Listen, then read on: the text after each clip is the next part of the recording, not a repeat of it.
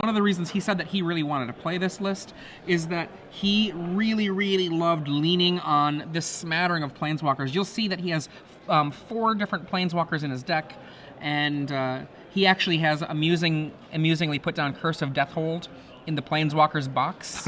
And maybe that's a comment, or maybe that was just a happy accident. I don't know. Yeah, it feels like a planeswalker, doesn't it? Sits there, does some things, can't attack it, wish you could. Looking over at Ryan's side, I mean, he's playing a pretty stock mono red deck list. He has Ash Zealot, Stronghold Noble, Rakdos Cackler, Pyreheart Wolf, Hell Riders, all 4 copies of those guys. Got some 3 Thundermaws, 3 Gorehouse Chainwalkers, and a Stone Right to go along with 8 burn spells. It's a pretty stock mono red list, to be honest with you. And I mean, the reason to play this kind of deck in this particular tournament is you're trying to snipe the people that are playing Black-Red Zombies because your matchup is so favorable there. Not sure. I mean, he has 2-1 at this point. We don't know if he had buys or not, if he was able to snipe some people. But, I mean, that's the reason behind playing this deck, is we see a turn 1 Stromkirk Noble from Ryan. And Nick Spagnolo was on the play here. He goes turn 2, looks like a pass. And we see Noble coming across right away. He's going to put a counter on it. And I do know that he has a Rakdos Cackler hiding out in his hand. The thing that he does not have, however, is a second land in his 25 land deck.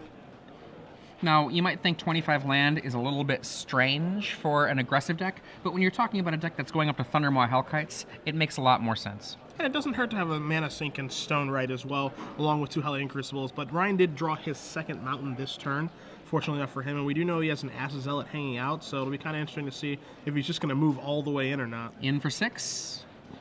Does it work? And Nick is like, dissipate that. In for 4. All right, so we see, I mean, having a Dissipate there kind of leads me to believe he doesn't have a Supreme Verdict in his hand. Is he starting any in his deck? I'm assuming there's probably at least 1 or 2 copies. He has 2 Supreme Verdicts in his main deck. He lays his 4th mana.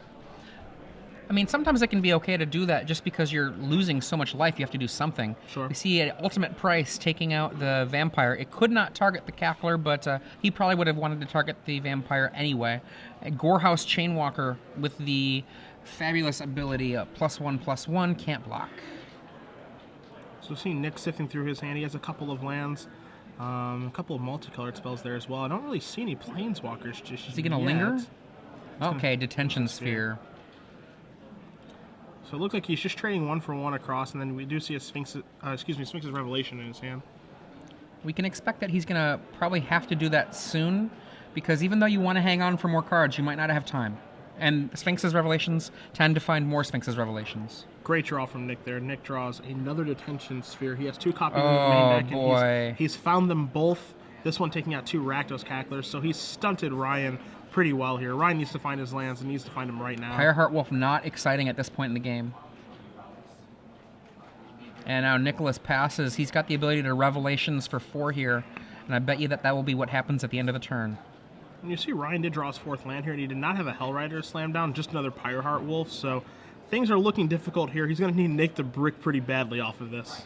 4 life, 4 cards.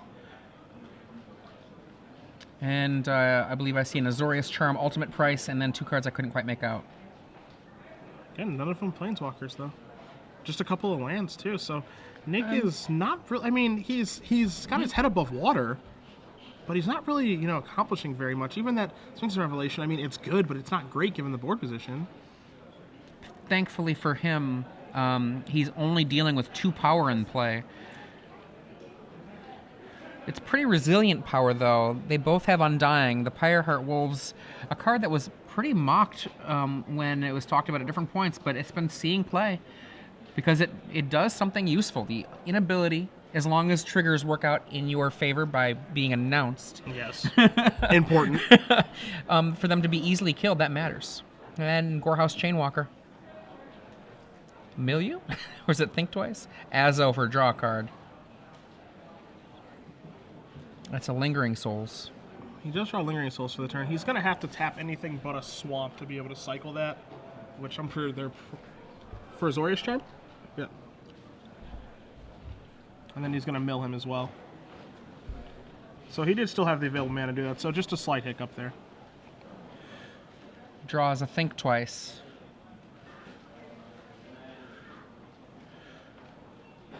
And if you're just joining us, this is round 4 of the Star City Games Open Series featuring the Invitational.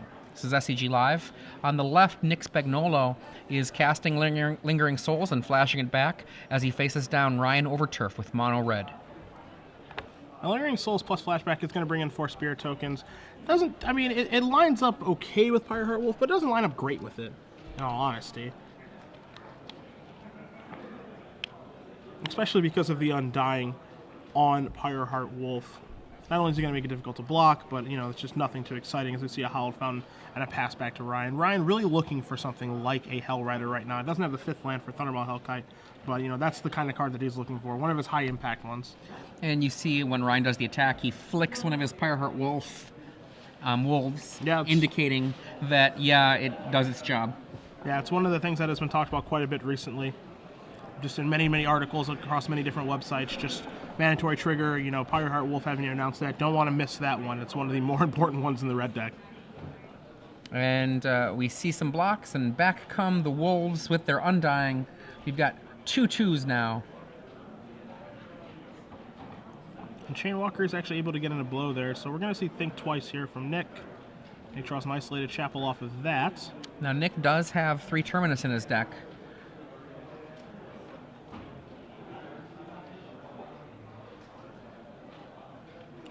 So the players are discussing something. It looks like he might try to fire for Brimstone Volley. Opts not to, while Nick was low on mana there. And Nick untaps. Draw. Another Drown Yard. So it looks like to me, I believe his hand is lands. He has an Ultimate Price and Azorius Charm. So he is, I mean, he's having some difficulty here.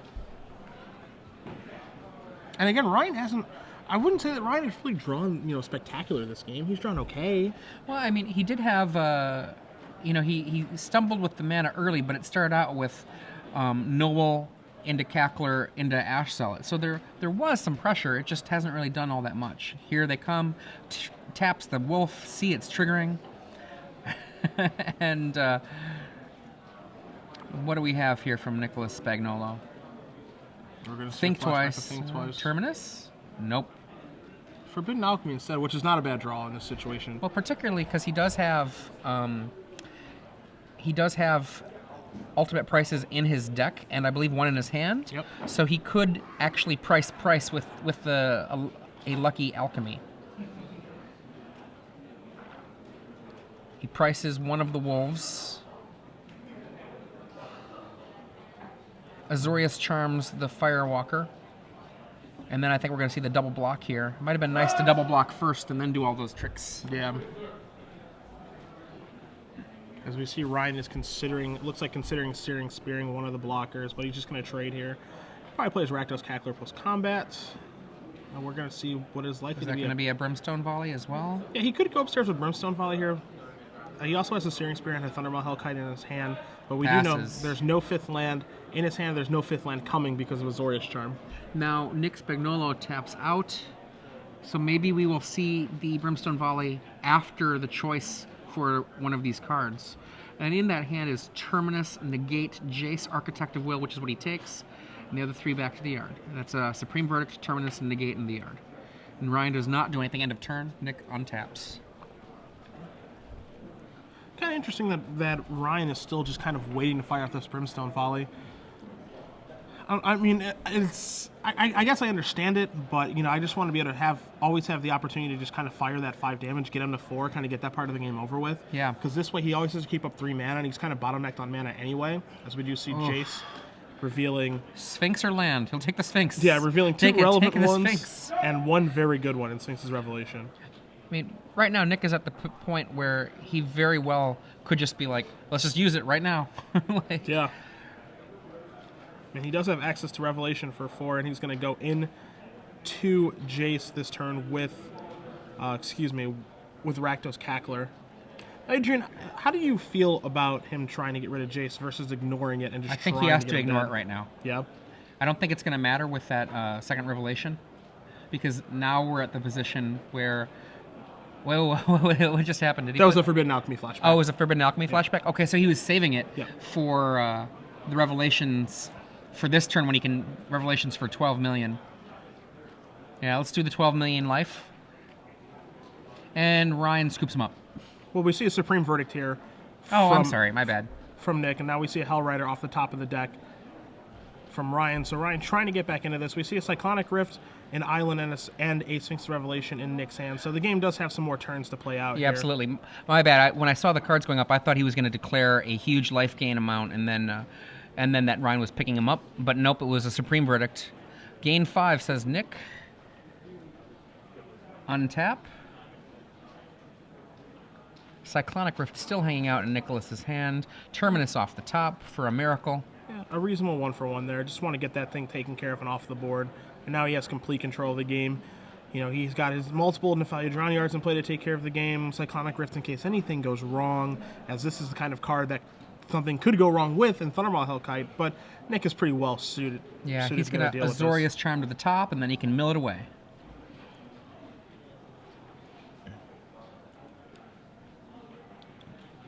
And lose 6 cards. Now, Nicholas's deck is a 4 Nephalia Drown Yard deck. It is the first land he wrote down, and I think that was on purpose.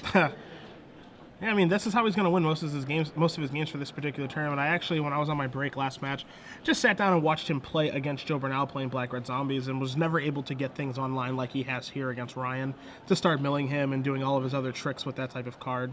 As we do see Hell Rider off the top here for Ryan. He's like, can I attack? Can I not attack? Yeah, 1 damage, not 1 damage. And Nick's like, no, I don't want to take any damage. Let's wait. And the turn, mill you. So 9 cards being turned over here for Ryan.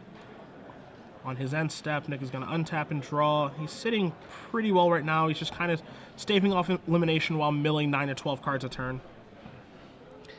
And here's a Hell Rider. And Nick's like, okay, yeah, I guess so.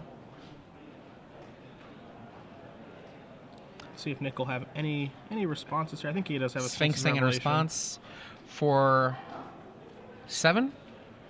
Yeah, it looks to be 8? 7. Maybe 8? 7 or 8. 1, 2, 3, 4, 5, 6, 7, 8.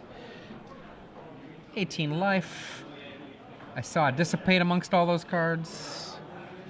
Yeah, at this point, as we see the Hell Rider trigger plus the 3 damage, we're going to see him mill for 3. At this point, with how Nick is sitting just life totals and cards, you know, he can afford to take that 4 damage from Hell Rider. Is that a Jace memory adept? Mill Jace? Yep. Yeah, he's really how many cards you got left? He's really going for the throat here with his library. One of the things that you should take note of at home is if you can get yourself to play as fast as Nick is playing and not make mistakes, Tamayo comes down. That is a really, really good thing to do when you're playing a controlling deck like this, so that you don't end up being one of those people that ends the tournament with a bunch of 1/1/1s on your record. Yeah. As we see 2 Planeswalkers come to play. Tamayo moved up, taking care of Hell Rider. Jace is milling 10 cards, as you guys see right now, and Nick is just discarding because of Sphinx's Revelation, passing with his best 7 available, has access to Nephalia Drown Yard, and is basically daring Ryan to deal 14 points of damage, and Ryan says, I cannot. Yeah. And Ryan scoops it on up. We're going to go to game 2. So Nicholas Spagnolo, game 1. I think that this might be a rough matchup from game 1, but he pushed through, got the Sphinx's Revelation, the first one off, the second one off, then the third one to seal the deal.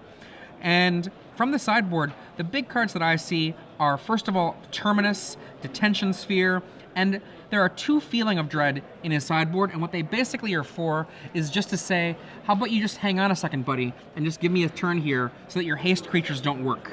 Yeah, just for a second. It basically plays a role of an older card, which is Moment's Peace. Yeah. You know, basically by the time, it's the kind of card that the red deck has to extend into.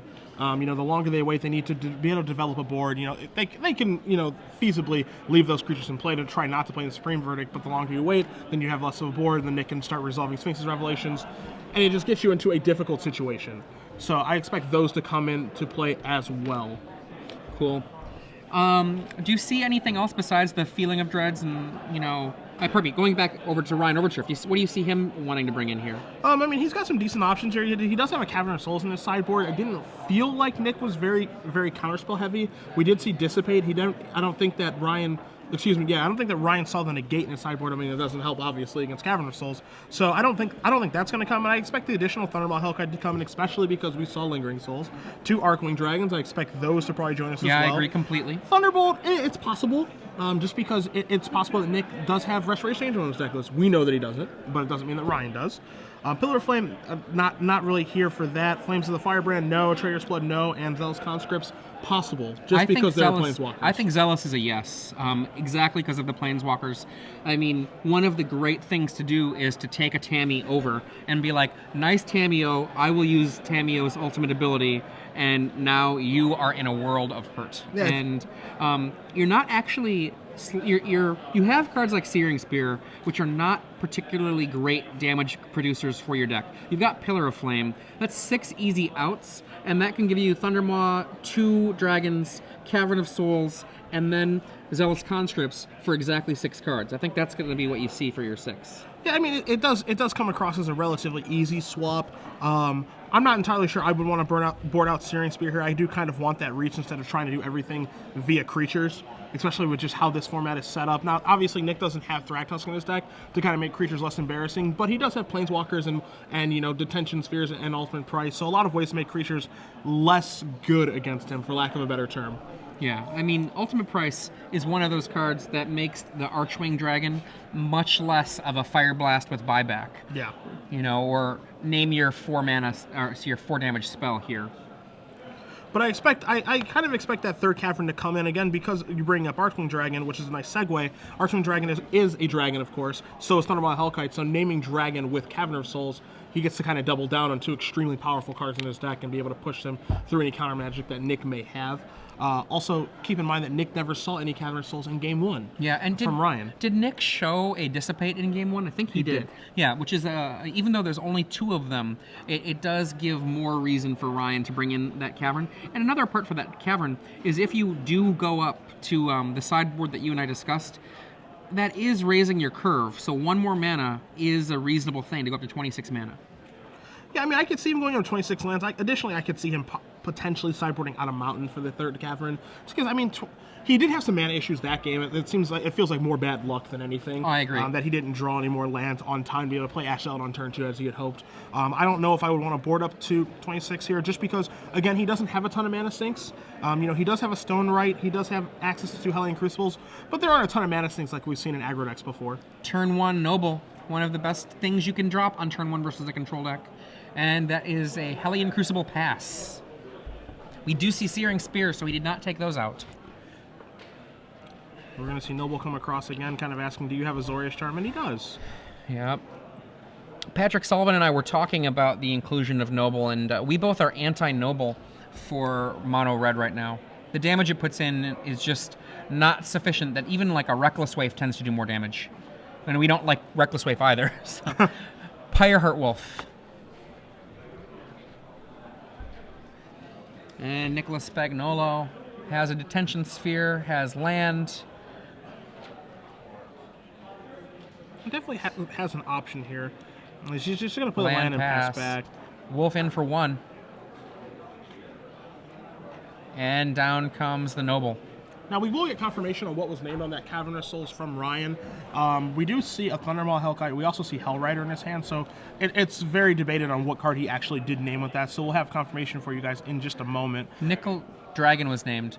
Nicholas casts the Forbidden Alchemy, taking a land and putting a Feeling of Dread into the graveyard. Now we are 4 mana Jace, +1. That basically turns off those creatures. But we've got Hellrider?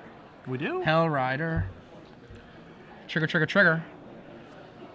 This is another situation where I think it is completely reasonable for Ryan to ignore Jace and just try to get him dead. It's an interesting sub-game that you play with the Planeswalkers, especially Jace, where, you know, I have the fear of the -2 ability, Factor Fictioning, revealing 3 cards, you know, potentially 3 very good ones and being difficult to split. But again, this red deck, it really needs to go about just, I personally think, just getting the game over as fast as he can, especially with his hand of 2 Thundermaw Hellkites and a Searing Spear. So he goes for the Jace. It's funny you say that because I actually agree with that as a question mark, but I do think that I like Ryan's play going after the Jace because he's still so far away from the prize that plus ability is just going to keep on being a problem. And tomorrow, as in next turn, the amount of damage that he's going to be able to do is so big, and Nicholas is now forced to have some sweep spell or else be under some real pain. Okay. I mean, the thing about that question mark, right, is that both the way I would play it and the way you would play it, you have to go through that process. You have to actually ask yourself which is the path. And a lot of people don't think that red takes much thinking, but it's questions like that about which way to go that make it such a, I think, difficult deck to play. I agree. And especially when you're playing against Planeswalkers, as we see Arcwing Dragon drawn here for Boom. Ryan, which is going to come through Cavernous Souls. So Nick, if he has a Dissipate, can't even counter it. And now this, he's staring at a ton of damage right now. He's doing the math. You can do it at home, too. It's 14 damage. 6, 7. Pardon me, 13. My bad. 13. So Nick, we do know that he has a Feeling of Dread in his graveyard. And we're also going to see he's going to Revelations for one. He's looking Terminus to hit Damian Sandow's finishing move, the Terminus, but he does not hit. And now the beatdowns are coming across. Take 13. We see all the Hellrider triggers. We're going to likely see the Stromkirk Noble trigger as well. And then Archwing Dragon is going to come on back. I don't think he named the trigger in the Pyro Wolf. Yeah, I think this time that's okay. Okay, Nicholas Spagnolo looking for some kind of miracle. He didn't find it. What he did find was a Supreme Verdict, but again, Supreme Verdict Does not stop the dragon. yeah, while it's good here, it doesn't stop the dragon. there an- And the Pyreheart Wolf does come back if he doesn't forget the Undying trigger, but he did. Oh, does it matter? Azo, Oh yeah, this is, I mean, that's the Feeling There's of the Dread. Feeling So of Dread. It definitely matters. man, he gets to untap. And yeah, the wolf. Forgot the wolf. Playing way too quickly here by Ryan. Way too fast.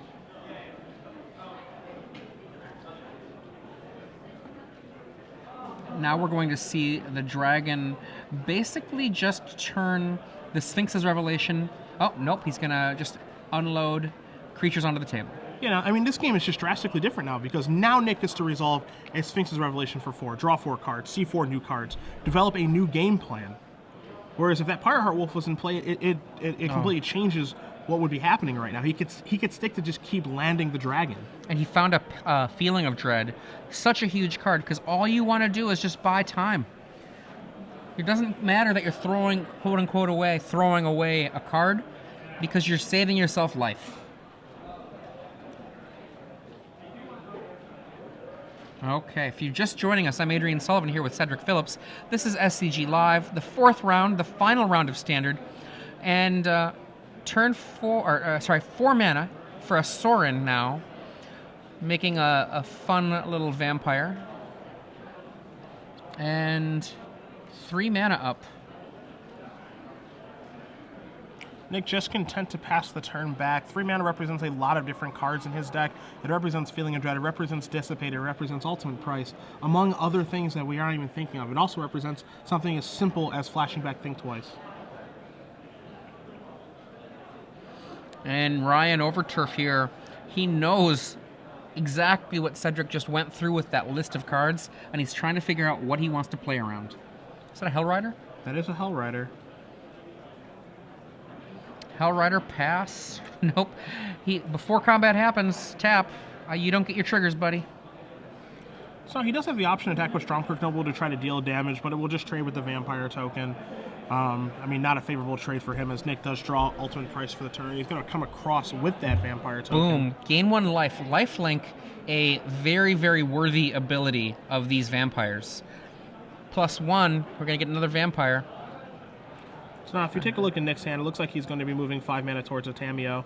Like he's going to tap down Hellrider. He does have, again, he has Ultimate Price. He has numerous Azorius Charms in his hand as well, along with the flashback of Feeling of Dread. So again, Nick has plenty of options available to himself. Thundermaw Hellkite.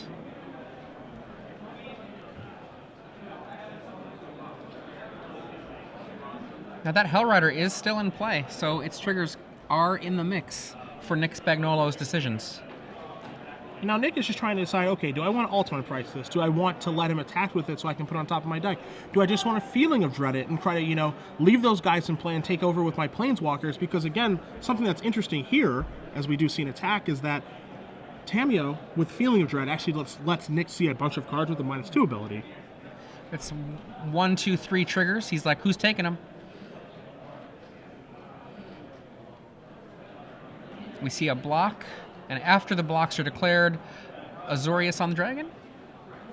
We're going to see Ultimate Ultimate Price. Price on the dragon. There we go. That's better than Azorius on the dragon. Gain 1 life, lose 3 life. Go to 6. And he's like, that's dead. Yep, vampires kill vampires. So Nick is sitting at 4. A pretty comfortable spot as we see him draw a Jace, Architect of Thought, for the turn. So again, he's going to go through his sequencing on what he wants to do, go through his progressions. He has a Detention Sphere. He has 2 Azorius Charms. You know, he also has 2 Planeswalkers that he can activate this turn. So he has a lot of things to think through. Now, I mean, it's pretty easy to say that, you know, he's in the driver's seat right now, but one misstep could cost him this game. Now you see him minus the Sorin, and he's doing this just to get the life gain immediately. The emblem that he receives for that is he just wants to get +1 life now. So that's going to bring Nick up to 6 with the attack with the Vampire, which is a 2/1. And also the card that he just did flip forward again is Sphinx's Revelation. So a lot of decisions here for Nick. Again, I feel as though he is in the driver's seat this game, but I mean, by no means is he comfortable in what he's doing as we tap Cavern of Souls here with Tamiyo. And that's an interesting play to me, Adrian, because that can kind of get Ryan to think, ugh, maybe he has a counterspell now. Am I going to cast one of these dragons and it was Dissipate? I think that's a very, very interesting line of play by Nick. And we see Nick putting some mana for the Feeling of Dread. There it is. Tap, tap. Got to get a blue in there. There we go. And we do see the flashback. After combat, Ryan says pass. And Nick spends, draw 2. I like that. I like him not being greedy and trying to get more life later. No, later might not happen. Yeah, we got to get through my deck, as we do see Nick did draw a Terminus off of that. No miracle this time around. But we are going to see another card draw, another Detention Sphere here for Nick. At this point in the game, as we do see an attack from the Vampire, gaining him 2, dealing Ryan 2, the goal for Nick now is just to get cards out of his hand, which is why I like, again, what you said, him casting Sphinx's Revelation for 2. It's time to get all of these awesome cards out of my hand. Yeah. If I get them out of my hand, there's no way I'm going to lose. I mean, if you have 16 cards in your hand because you got the awesome, Sphinx's Revelation, who cares if they have knocked you down to a very low life total and you discard most of them? You've got to use them. Yeah. You have to actually make use of them. We see a burn spell take out the Vampire before it can suck in some life for Nick. And then a Terminus. Now you're going to see Nick make another brand new Vampire. Tamiyo activation is probably going to... Okay, it's going to tap down Hellion Crucible, which Brian's going to activate in response. And now Nick is kind of baiting him right into just a disastrous Azorius Charm. Just an absolute disaster this Azorius Charm is going to be. 5 cards in... Quit moving them, Nick. A handful of cards. 6 cards in Nick's hand. Basically all of them incredibly relevant. And now Ryan is trying to figure out, to Sorin or to you? He might even be thinking about Tamiyo, but that would be a much less reasonable one. And Azorius Charm. And Azorius Charm, interesting that it's putting Archwing back on top of the deck. Archwing, you can say, well, it just goes back to his hand. What's the big deal? But again, that's blocking Ryan's draw step for the turn. And Azorius Charm is just going to keep playing as a makeshift Time Walk now. Now, if you look at that, you might not have noticed it, but that is 8 counters on Tamiyo. There's a little tiny die on there besides that obvious die. And we've got, okay, enough, says Ryan. What we have is 3 Planeswalkers and a handshake, Adrian. That's what we have. Ryan Overturf has been defeated by Nicholas Spagnolo. Nick, one of my favorite players in the Star City Games circuit, now at 3-1. And that was a quick 2-0. One of the things that I definitely feel like happened here was Ryan's draws were not so aggressive based on Nick's resistance to be able to handle the life gain that Nick kept on putting out. It wasn't just the